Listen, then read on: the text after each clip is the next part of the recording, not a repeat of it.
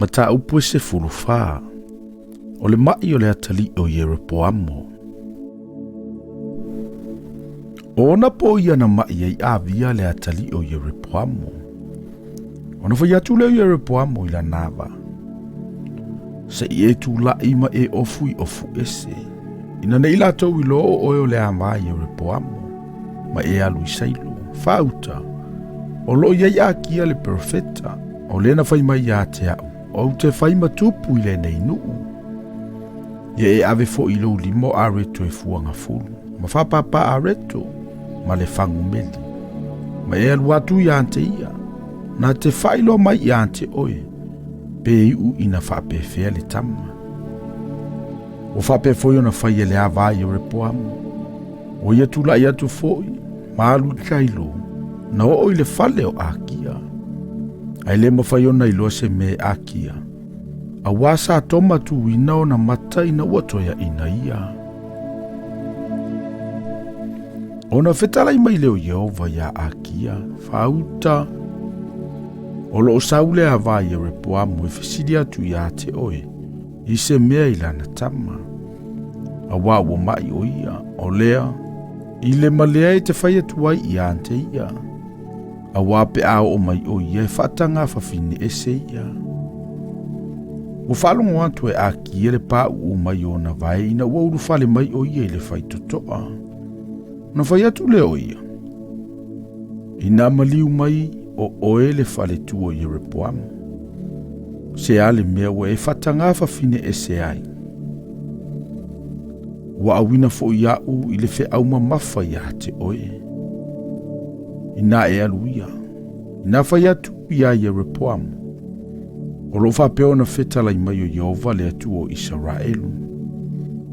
Ua ofa ea ina o ea i le nuu. Ma ufa ia o e mataitai i lo unu o Israelu. Ma usa e se ina le malo i le ainga o tavita.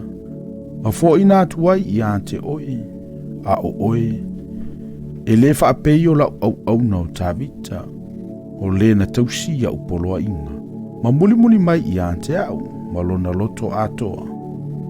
E whaina o mea tusa i o uluma. A wasili lava o na e amio leanga i ena mua uma i ate oe. A ua e alu. Ma e whaia mo oe o atua ese. Ma tupua o mea. E wha ono ai i ante au. Wa e la fo ina fo ia uyo utua. O le mea lea. Whauta. O te whao atuai le leanga i le ainga o Yeropoamu. Ma o wha umatia ia Yeropoamu. O e tula i atu i se aupa. O polonga atoa mai e saoloto i Israelu. O te ave ese ua totoe o le ainga o Yeropoamu. E peio le tangata o na lau o taota se ia umalava. O so sa Yeropoamu e oti le ai. E aina le e uli. O le oti le vau. E aina le e manu felelei. A wawa fetala i mai ai Yehova. A o oe. Ina tula ia. Ina e alu i lo fale. Pea o vai le ai. O na oti le o le tama. E tau whaitangi tu i Israelu uma o na oia. Malatou tanu i ante ia. A wawa na o ia o le aingo Yeropoamu e o i le tuunga mau. A wawa mau i totonu ia te ia se melele ia i o vale atu o Israelu. I le aingo Yeropoamu. E fatu ina fo i Yehova mo i se tupu i Israelu. O lena te whau matia le aingo Yeropoamu i le aso. O le afoi. O na pone i lava. O wae taia Yehova o Israelu. E peio le u lulu ina i le vai. Na te lia ina fo i Israelu i le neinu le leina ia fo ina i o lātou tama. Na te whata ape fo i ate i lātou i tala atu o le vai tafe. A wawa lātou whaia o lātou tupu o asaira. Wa wha ono ai i a Yehova. Na te tūla fo i fo i a Israelu o no anga sala Yeropoamu. O le ua anga sala. O le ua whatupu fo i le anga sala i a Israelu. O na tūla i le o le ama Yeropoamu. Walu. Ua o foi o ia I tiresa. Ua papai atu o ia le faitoto o le fale. Ona oti ia I le o le tama. Ua latou tanu ia te ia. Ua tau faitangi tu I foi Israelu uma ia te ia. E tu sama le afionga Yehova. Na ia fetalai mai ai. Na au mai e lana au na o aki ia le profeta. O toi o mea na whaia Yerepoamu. O tauana ia whaia ma le whainga o lona malo. Whaauta, ua tusia I le tusi o tala ino fua I ngā tupu Israelu. O na pofo ina whaia Yerepoamu ma tupu. E lua se furu ma le lua o tausanga ia. O na ta oto ai le o ia whatasima o na tama. O na soloa ia ne leo na tapulo na talii. E whai ma tupu. Ua whai Yerepoamu le atali o Solomona ma tupu Yuta. Sa whaanga furu ma le tasi o tausanga o Yerepoamu. Ina ua whai o ia ma tupu.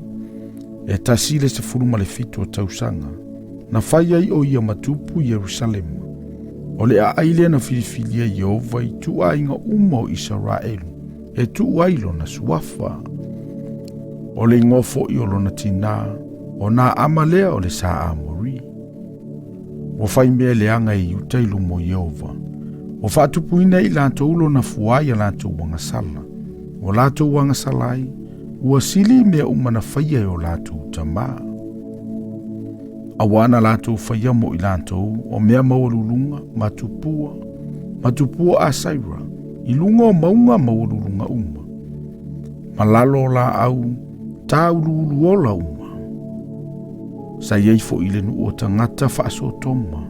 O lato whaia tu sama mea ino sia uma inu ese. Na tulia Yehova iluma o le whanaunga Israelu. O le lima o tausanga o le tupo Yerepoamu. Walua ea Yerusalema o se saka le tupo ai kupito. Wa ia avea fo ile oloa sa ile fale o Yehova. Ma le oloa ile fale o le tupo.